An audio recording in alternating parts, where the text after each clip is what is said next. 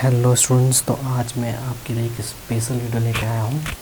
जैसे कि आपको टाइटल में दिख रहा है, how to create an interlock circuitry using 8 pin 230 volt plug in relay for sharing 2 kilowatt domestic load. तो यहाँ पे हम क्या करने वाले हैं, अक्सर हमने देखा है कि मान लीजिए हमारे पास 2 किलोवाट का मीटर लगा हुआ है और लेटर से हमारे पास बेसिकली 2 गीजर लगे हैं 2-2 किलोवाट के। तो हमारे पास टोटल अगर आप देखें 4 किलोवाट का लोड है, बट हम ये नहीं चाह रहे हैं कि हम 4 किलोवाट के लोड मतलब हम ये चाह रहे हैं कि ये जो 4 किलोवाट का लोड है इसको हम मैनेज कर लें 2 किलोवाट के मोटर में, 2 किलोवाट के मीटर में ही, ठीक है ना। तो हम 4 किलोवाट मतलब एक्स्ट्रा जो है 2 किलोवाट नहीं लेना चाह रहे हैं। तो हम ऐसा सर्किटरी बनाना चाह रहे हैं कि हम एट अ टाइम जब हमारे पास एट अ टाइम एक ही गीज़र ऑन रहे, यानी जब एक गीज़र ऑन हो तो दूसरा ऑटोमेटिकली ऑफ हो जाए। तो इस सर्किटरी को हम कैसे डिज़ाइन करेंगे, उसके लिए हम सिंपल कॉन्सेप्ट यूज़ करेंगे। एक सिंपल रिले का इस्तेमाल होगा जो कि मैं आपको डायग्राम में दिखा रहा हूँ, जिसको हम कहते हैं प्लग इन रिले। तो ये बेसिकली आप देख रहे हैं, ये एक सिंपल रिले है जैसे कि आपको डायग्राम में दिखाई दे रहा है। ये एक बेसिकली 8 पिन की रिले है, यहाँ पे आपको दिखाई दे रहा है।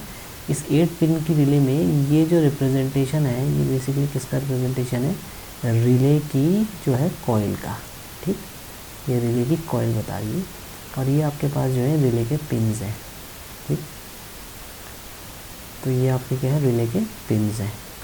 और ये रिले जो है ये सॉकेट माउंट है। तो ये इसका जो आपको डायग्राम दिखाई दे रहा है ये बेसिकली क्या है, ये रिले का सॉकेट है। तो आप यहाँ पे गिन सकते हैं 1 2 3 4 5 6 7 8, टोटल 8 पिन है। और आपके पिन्स में आपको नंबरिंग भी दिखाई दे रही है, देखिए कोई पिन नंबर 1 2 7 8 6 5 4 3। तो यहाँ पे अगर हम देखें, हम यहाँ पे जो रिले यूज़ कर रहे होंगे ये रिले है बेसिकली AC रिले। तो यहाँ पे हम जो सप्लाई देंगे वो पिन नंबर 2 और पिन नंबर 7 में देंगे। तो सिंपल हमने क्या करना है, ये पिन नंबर 2 है और ये पिन नंबर 7 है, इसमें हमने क्या कर देना है, AC सप्लाई को दे देना है, यानी 230 वोल्ट AC सप्लाई। अब ये AC सप्लाई हम किससे देंगे, देखिए आपके जो मान लीजिए आपके पास 2 गीजर है, तो आपने क्या करना है, ये जो स्विच है मान लीजिए आपके पास ये गीजर S1 स्विच जो है ये हमने क्या किया, रिले R में दे दिया, ठीक है, रिले की कॉइल में दे दिया, यानी पिन नंबर 2 और पिन नंबर 7 में दे दिया, जैसे कि डायग्राम में दिखा रहा है। अब यहाँ पे हमारे पास जो पिन नंबर 1 और 8 है ये हमारे पास क्या है, ये कॉमन पिन्स है। तो पिन नंबर 1 और पिन नंबर 8 ये क्या है, बेसिकली कॉमन पिन्स है, समझ में आ गया। इनको हम कहते हैं कॉमन पिन्स। तो इनमें हम क्या करेंगे, इनमें जो हम सप्लाई देंगे बेसिकली वो हम क्या करेंगे, देखिए हमारा कॉन्सेप्ट क्या है कि हमने जब इस रिले को एक्चुएट किया है तो उस समय हमारे जो स्विच S2 है गीज़र का उसमें सप्लाई बंद हो जानी चाहिए। तो हम क्या करेंगे कि स्विच S2 में जो सप्लाई डालेंगे वो किससे डालेंगे, इस रिले R की बेसिकली किससे देंगे, कॉमन पॉइंट पे दे देंगे। तो कॉमन पॉइंट पे हमें क्या करना है कि जो स्विच S2 है उसकी सप्लाई को दे देना है, यानी हमारे पास जो कॉमन पॉइंट है उसमें सप्लाई, यहाँ पर अगर हम देखें 2 कॉमन पॉइंट है तो हम एक कॉमन पॉइंट का इस्तेमाल करेंगे, तो इसमें सप्लाई हम दे देंगे। यानी हमने क्या करा, यहाँ से जो फेज़ लिया, ठीक है, इसको कॉमन में दे दिया 1 में, ठीक। तो ये हमने किस में दे दिया, 1 नंबर पिन में। अब यहाँ पे हमारे पास देखिए पिन नंबर 3 है और पिन नंबर 4 है। अब पिन नंबर 3 अगर आप देखें यहाँ पे ये नॉर्मली ओपन कॉन्टैक्ट है, ये नॉर्मली ओपन पॉइंट है, NO पॉइंट रिले का। और ये वाला जो पॉइंट है ये कहलाता है NC पॉइंट, ये कहलाता है NC पॉइंट। तो हम क्या करेंगे, नॉर्मली क्लोज पॉइंट से सप्लाई लेंगे, यानी हमारे पास जो ये पॉइंट आएगा, पॉइंट नंबर 4, इससे हम अपने दूसरे गीज़र को सप्लाई दे देंगे, दूसरे गीज़र के स्विच को, S2 को, और यहाँ से जो सप्लाई जाएगी हमारी वो 2 किलोवाट के दूसरे गीज़र को चले जाएगी। तो देखिए ये हमारे पास जो है लेट अस सपोज 2 किलोवाट का दूसरा गीज़र हो गया, क्योंकि न्यूट्रल तो हमारा कॉमन हो जाएगा, तो ये न्यूट्रल तो हमारा कॉमन हो गया।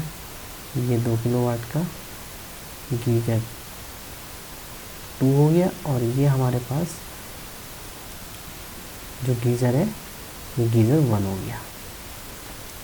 तो देखिए जैसे ये स्विच क्लोज हुआ, गीज़र 1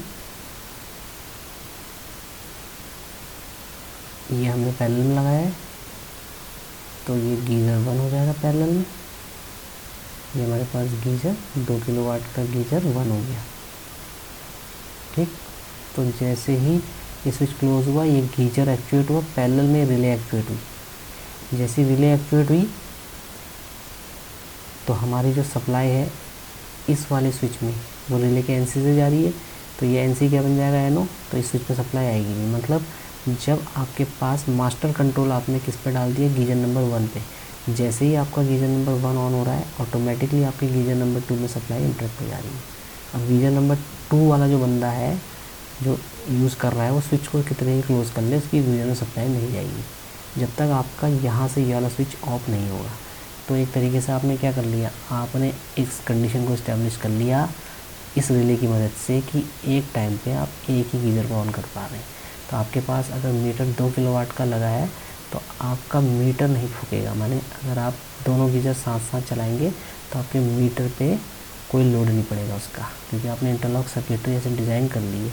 बट इस इंटरलॉक सर्किटरी को डिज़ाइन करने आप तभी कर सकते हैं जब आपकी डोमेस्टिक हाउस वायरिंग आपके घर में हो रही हो, क्योंकि इसके लिए आपको अलग से सेंसिंग के तार डालने पड़ेंगे, और वो तार आपके डिस्ट्रीब्यूशन बोर्ड से ही जाएंगी। समझ में आ गया? तो इसको अगर आपने मतलब एक तरीके से फिट करवाना है तो उसी समय करवाएं जिस समय कि आपको ये सर्किटरी चाहिए, यानी जब आपकी डोमेस्टिक हाउस वायरिंग चल रही है। ठीक है, तो आई थिंक आपको समझ में आ गया होगा कि कैसे हम एक सिंपल रिले की मदद से एक हार्ड वायर इंटरलॉक को क्रिएट कर रहे हैं। समझ में आ गया? चलिए फिर, happy learning, thanks for subscribing the channel.